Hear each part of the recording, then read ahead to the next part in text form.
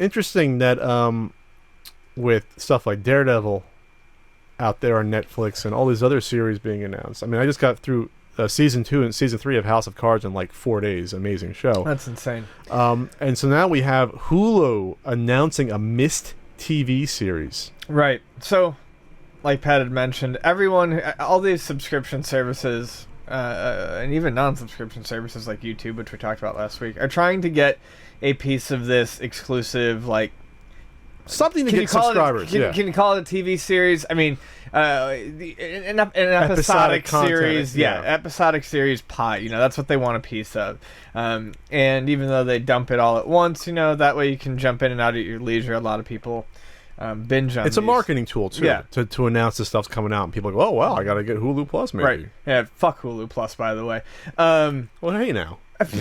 The amount of ads... I mean, you pay for the service and you get just as many ads as you would on a TV show. Yes. That doesn't reduce it? No.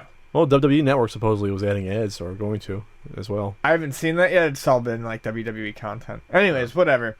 I mean, they advertise their own shit. So they're talking about doing a Myst TV series. It's still conceptual. There's no guarantee that it's going to happen. But unlike the Zelda series, apparently it's a bit more than a rumor. What they're saying is it's going to be a script-to-series sort of deal where if the script comes out and they like the script, they're going to put it directly to series. They're not going to bother doing a pilot or anything like that, which makes sense. That would follow the Netflix format. What I find odd is, much like the rumors about a Zelda series on Netflix, I just don't think Myst lends itself well to any sort of show. I mean, the original Myst game involved... you as a player waking up on an island, not knowing how you got there, and wandering around and having the story pieced together by pages. Puzzles solved by listening to sounds. I mean, there is a story to Myst, and it does come out in the later games, but the initial show, I mean, I don't think there's enough to work with. I think it's an interesting choice. It's a risky choice, obviously, because it's not like Myst is in the hearts and minds of current gamers. Not anymore. There has been a game in 10 years. The last one was the online one, if you want to count that. But I mean, we're talking about if we're talking about like the core Myst games, we're talking about the first 3 when it was a huge property. Yeah, you know what I mean. The first Myst was a phenomenon. It was one of the first huge CD-ROM games. It would be on. It'd be like when your Comp USA when you were checking out. It'd be there like million seller. It was like the most popular game of probably the early '90s on the computer before Doom came around. Was Myst.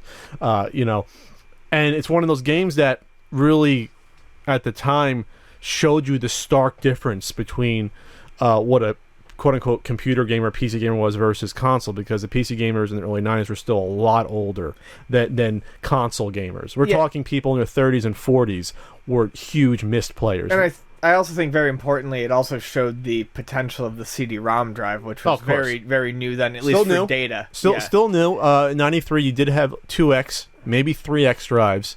I want to think about 4X, but even 4X would cost you probably like $400 back then. Yeah. But yeah, Myst was like that one of the first big games. That and like Seventh Guest were the 2 big ones to sort of blow up the sort of CD-ROM sort of platform. But yeah, I'm just thinking about who the audience is for this now. That for the name recognition, I mean, because when I hear a Myst series, I'm not going to say, "Oh my God, I loved Myst when I was a kid." Because no, I honestly didn't. I didn't really play it when I was a kid. I did because I loved adventure games, but weirdly. But even for adventure games, though, this is out there, and it's very obtuse. But weirdly enough, I mean, I think people can guess our general age. I've even said it before, but when it was adults who were playing Myst more than I was, and I don't necessarily think it was because it was a more mature game. I think it appealed to them because it showed off their computers and things like that. Sure. You have to remember that computers back then too were packed in with a lot of stuff, and Myst quickly became a pack-in game for a lot of computers. So what I'm getting at is, I don't know who they're targeting. I don't think they're targeting us. They're absolutely not targeting us. So are they targeting older people? I mean, older people that probably aren't really into Netflix or Hulu or Amazon Prime as much as, or even really remember Myst. Yeah, it's like I said, very strange choice. It's going to be like, well, if you had the 50 to 60-year-old crowd that really 20 years ago, more than 20 years ago, loved the original Myst, they're all on board, But otherwise, it's going to be interesting because I haven't played or seen it in a while, but you really kept to yourself the most time when you're playing Myst, correct? is certainly the first one, and I only played up to the second one. So, and I remember that being a fairly lonely experience as well. So, could a series, so let's say it's a 10-episode series, not even 12 or 13 episodes, could that support a game where you really don't interact with other people? Could you make it more like a sort of weird sort of Twin Peaks thing where it's just really weird everything around you? You know, you can go in that direction. But overall, it could be also one of those maybe creations where, hey, maybe it'll just be an island and we'll have the Myst name, and other than that, maybe it won't have any resemblance to the game series. I think what they talk about is that they would possibly explore the origins of the island and how things got there.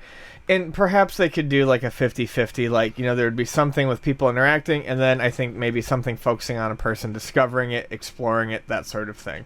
But all in all, I just think it's a very strange choice for a TV series, a game that, to me, I remember mostly for its solitude. Sure, yeah, it's going to be, according to this article, blending sci-fi and fantasy. Explore the origins of the island of Myst from a game where a man wakes up... That explains a lot. It's a man waking up on a mystery island with no idea how he gets there. They're going to have to put other characters on this island. They're probably going to have to do that. Well, that's the start of Myst. I mean, so they would have to populate it. They're going to have to populate it, and then we'll see what happens. Either way, it's risky, but hey, if it's done well, like I said, if it's like a weird Twin Peaks, which they're trying to bring Twin Peaks back, and this sounds like it'd be sort of in the same sort of tone of that.